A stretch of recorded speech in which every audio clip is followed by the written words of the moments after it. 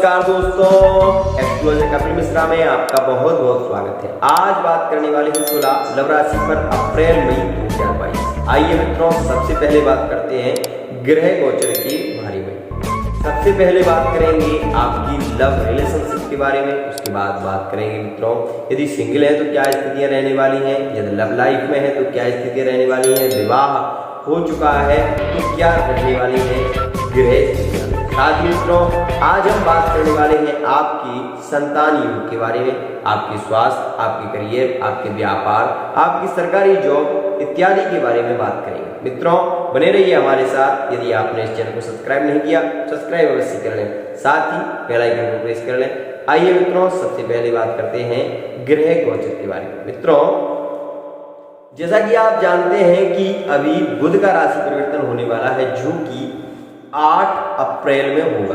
8 अप्रैल में बुध अपनी नीच राशि से मेष राशि में प्रवेश करेंगे। मतलब 12 अंक जहां पर लिखा हुआ है वो मीन राशि है, और मीन राशि से बुध अपनी जो कि मंगल की राशि मेष राशि में प्रवेश करेंगे। तो मित्रों मेष राशि में बुध का प्रवेश आपके लिए क्या लेकर आने वाला है। मित्रों एक तो जैसे ही बुध का राशि परिवर्तन होगा, आप ये देखेंगे कि जिससे आप प्रेम करते थे, जिससे आप लव करते थे, जिससे आपका बहुत समय से प्रेम संबंध बना हुआ था, वो जैसे ही बुध अपना राशि परिवर्तन करेगा वो ऐसा एक स्थिति बनेगी, आवाज दिल से आएगी। साथ ही मित्रों आप ये देखेंगे कि वह व्यक्ति आपसे मिलने के लिए शीघ्रता से आने का प्रयत्न करेंगे और वो आपसे उनकी चर्चा अवश्य होगी। साथ ही मित्रों एक विशेष रूप से आपको बात बता दूं कि जैसे ही बुध का राशि परिवर्तन होगा तो वाणी बहुत मधुर हो जाएगी।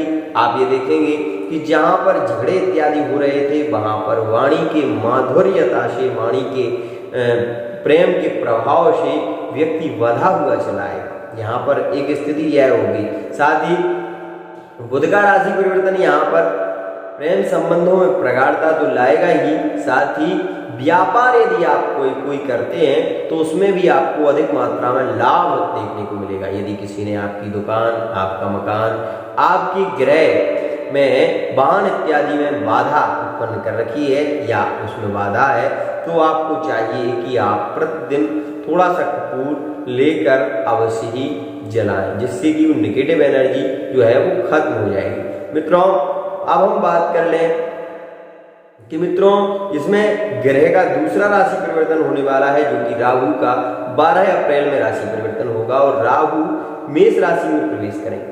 यहाँ पर राहु का मेष राशि में प्रवेश करना और केतु का तुला राशि में प्रवेश करना आपके लिए क्या लेकर आने वाला है। मित्रों मैं आपको बता दूं कि केतु की दृष्टि तुला पर और राहु की दृष्टि तुला पर और केतु की दृष्टि मेष पर रहने वाली है। यहाँ पर कुछ अच्छी स्थितियां देखी जाएंगी तो कुछ नेगेटिव स्थितियां भी देखी जाएंगी। जैसे कि जहां पर अभी आपकी बहुत ज्यादा उन्नति हो रही थी, आपका बहुत ज्यादा लाभ आपको देखने को मिल रहा था, वहीं आप ये स्थिति ये भी देखेंगे 24 अप्रैल के बाद कि थोड़ी मंदगी आ जाएगी। थोड़ा सा कार्य में रुक कर कार्य होगा, कोई भी कार्य बहुत शीघ्रता से आपका नहीं हो पाएगा, ये बात ध्यान रखना। मित्रों जहां आप ये देख रहे थे कि अभी आपकी यात्राएं बहुत हो रही थी, घूमने फिरने इत्यादि जा रहे थे, तो उसमें थोड़ा सा आपको नियंत्रण बरतना होगा। यह जो समय होगा जो कि राहु की दृष्टि तुला पर होगी, तो इससे मैं आपको बताऊं राहु की तुला जो राशि है वो एक वायु तत्व की राशि है। मित्रों तो विशेष रूप से विशेष ध्यान रखिए कि आपको यदि कहीं यात्राएं यदि घूमने फिरने जाना है तो आप दिन के आधार पर मैं बात करूं तो रविवार, सोमवार, मंगलवार को विशेष रूप से आप जा सकते हैं। शुक्रवार के दिन आप अगर कहीं जाना चाहते हैं तब आप जा सकते हैं, परंतु शनिवार को विशेष रूप से अगर कहीं जाएं, यात्रा इत्यादि अगर करने कहीं जाएं तो विशेष ध्यान रखिए कि शनिवार के दिन आपको बाधा विशेष देखने को इसलिए मिलेगी क्योंकि इस दिशा का मालिक शनि होता है। तो पश्चिम दिशा का मालिक जो शनि है वो आपको थोड़ा सा पेट से संबंधित विकार, गैस से संबंधित समस्याओं का जन्म कर सकता है। तो यह आपके लिए एक नेगेटिव स्थिति है। तो वहीं एक सकारात्मक स्थिति यह भी है कि जहां आपका जो पहले जिससे आपका प्रेम था उससे आपकी वार्तालाप ज़्यादा होती थी, तो वहाँ पर तीसरा व्यक्ति जो है ना वो अभी आपको बहुत ज़्यादा फोर्स करता था, बहुत ज़्यादा कोई व्यक्ति आपके जीवन में कलह बना रहा था, तो वहाँ पर स्थितियाँ सुधरती हुई नजर आएंगी। मित्रों, वहीं तुला राशि के जो जातक हैं उनके लिए एक स्थिति और बनेगी, यदि उनके विवाह नहीं हुए हैं तो मैं आपको बता दूं कि अप्रैल के महीने की जैसे ही शुक्र का राशि परिवर्तन होगा और शुक्र के राशि परिवर्तन के आधार पर लगभग 14 अप्रैल के बाद विवाह के योग बनना प्रारंभ हो जाएंगे, जो कि 17 अप्रैल तक होंगी।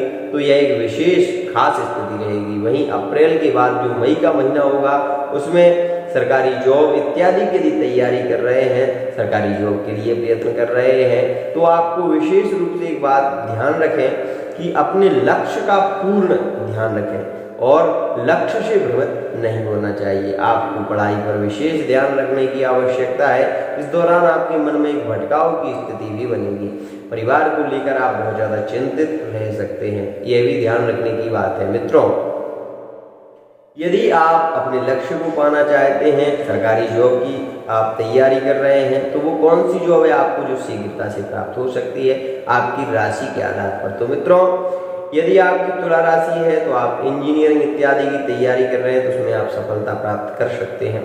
यदि आप कोई डिप्लोमा कर रखा है आपने और आप सरकारी जॉब के लिए मास्टरी इत्यादि की जॉब के लिए तैयारी कर रहे हैं, तब आपको थोड़ा विलंब हो सकता है। अप्रैल मई के महीने में तो ऐसा योग नहीं होगा, लेकिन मैं आपको खास रूप से बता दूं कि जैसे ही जून और जुलाई का महीना होगा, जब